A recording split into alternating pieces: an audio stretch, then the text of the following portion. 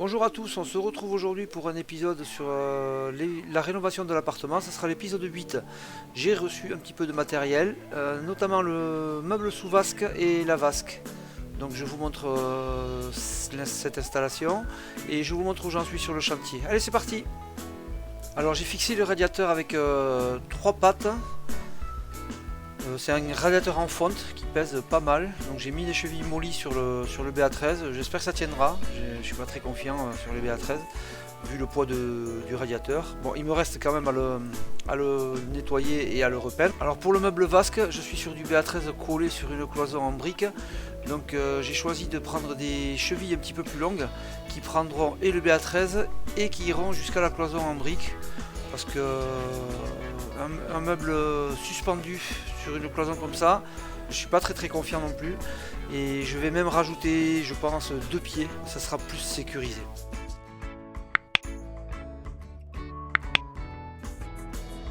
Alors je me sers d'un niveau laser 3 directions qui est hyper pratique puisque ça me donne la verticale et l'horizontale.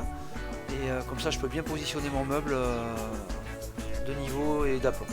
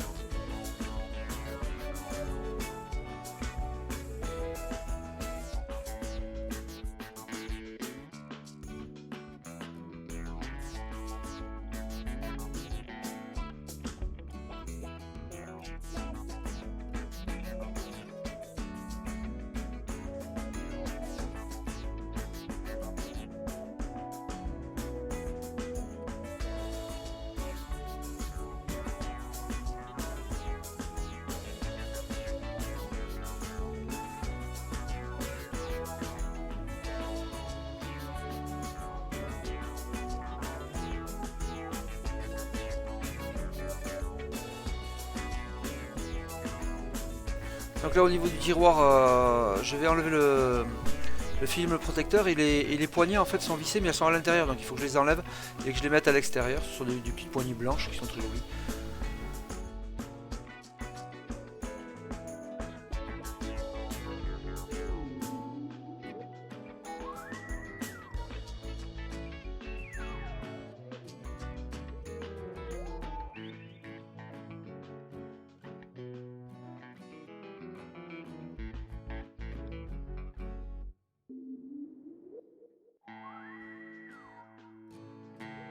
Au-dessus de la vasque, puisque quand j'ai commandé les plaques de Dibond pour mettre dans la douche, en fait elles sont arrivées abîmées et le site sur lequel on les a commandées, ils y bataillent pas, il faut pas leur retourner le matériel, ils renvoient la commande.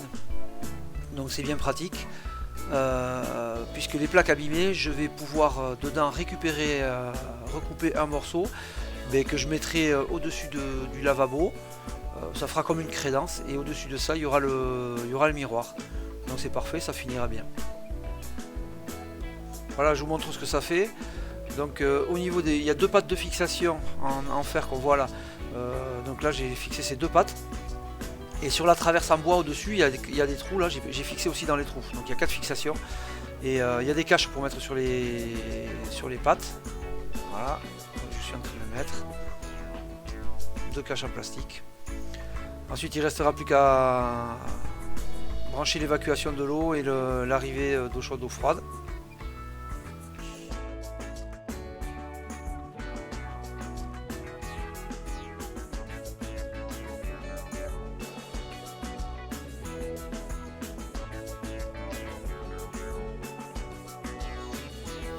Là je pose la vasque juste pour voir ce que ça donne, hein. Il faudra que je la re-enlève, je remettrai un silicone en dessous et, pour le coller, et je mettrai un joint silicone aussi contre le mur.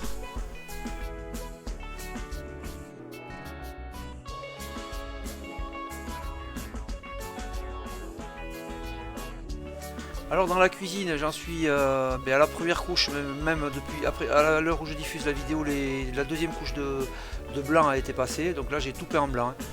Le plafond, le mur, puisque c'est une pièce qui est très sombre, donc tout est peint en blanc. Je vais faire sauter ces plaids qui sont très abîmées en fait, et comme il y aura tous les meubles devant, ça sert à rien de les laisser.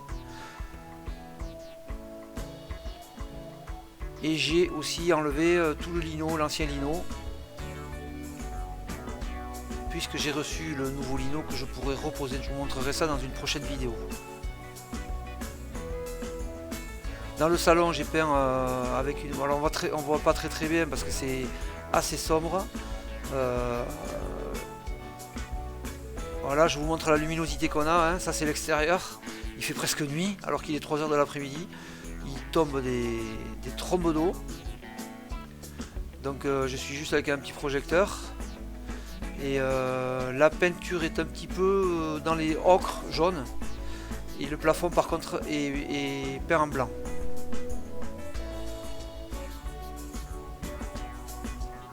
Et ça reste plutôt pas mal.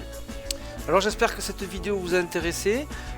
Si c'est le cas, n'hésitez pas à mettre un petit pouce bleu, ça fait plaisir. Pour ceux qui ne sont pas abonnés et qui veulent suivre mes vidéos et être au courant de tout ce que je diffuse, n'oubliez pas de vous abonner et d'activer la petite cloche pour ne rien manquer. On se retrouve lundi prochain pour une autre vidéo. Ciao ciao.